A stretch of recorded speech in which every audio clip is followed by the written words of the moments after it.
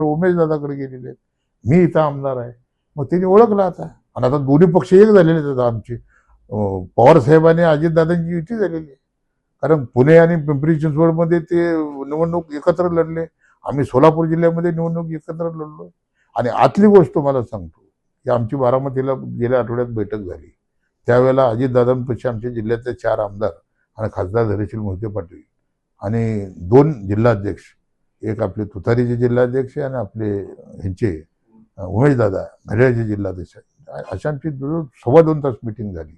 त्या मिटिंगमध्येच आम्हाला अजितदादांनी सांगितलं की ह्या नगर परिषदेची निवडणूक, त्यानंतर महानगरपालिकेची निवडणूक, त्यानंतर जिल्हा परिषदेच्या निवडणूक, लगातार निवडणुका लागल्यामुळं दोन्ही राष्ट्रवादी एक झाल्याची घोषणा आम्हाला करता आली नाही.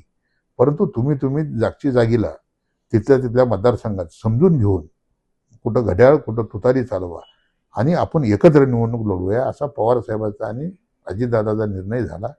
आता ह्या निवडणुकीच्या निकालानंतरनं अधिकृतपणे पवार परिवारातून घोषणा होईल आणि तुतारी आणि आमचा पक्ष हा मर्ज होईल दादांच्या पक्षामध्ये आणि आम्ही सत्ताधारी पक्षाचे आमदार होणार.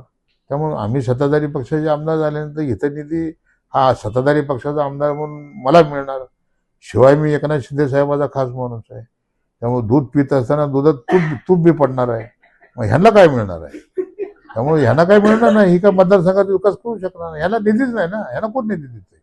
नगरपालिका आमच्या ताब्यात. उद्या जिल्हा परिषद पंचायत समितीच्या 7 तारखेला निकाल ऐका तुम्ही. खास निकाल ऐकल्यानंतर संध्याकाळी माझी तुम्ही मुलाखत घ्या. ह्यांचा दारुण पराभव करून ह्यांचा टांगा कसा पलटी करतो बघा. घोडं एकीकडे जाईल आणि टांगा एकीकडे जाईल, अशा पद्धतीने राजन पाटलाचा पराभव करणार.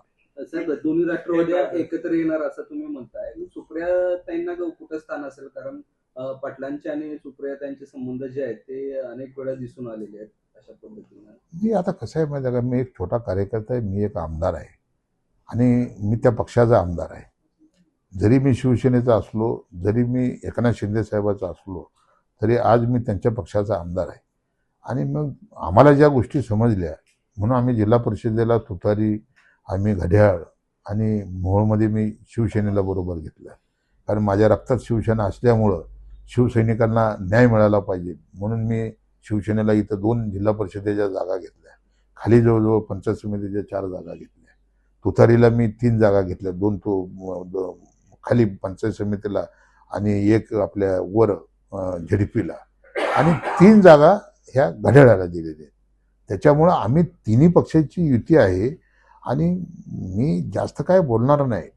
निवडणुकीचा निकाल लागल्यानंतर ना हे दोन्ही पक्ष एकत्रित नांदतील आणि ही एकत्रित नांदावे असे पंढरपूरच्या पांडुरंगाच्या चरणी आणि आमच्या नागनाथ महाराजांच्या चरणी माझी प्रार्थना असेल. कारण घर फुटलेलं कुणालाच आवडत नाही, लक्षात ठेवा.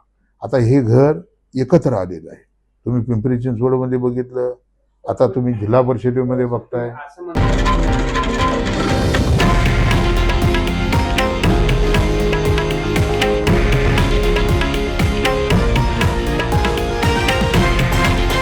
हे आहे देशातील नंबर 1 न्यूज नेटवर्क आणि आपण पाहत आहात TV9 मराठी, एकमेव.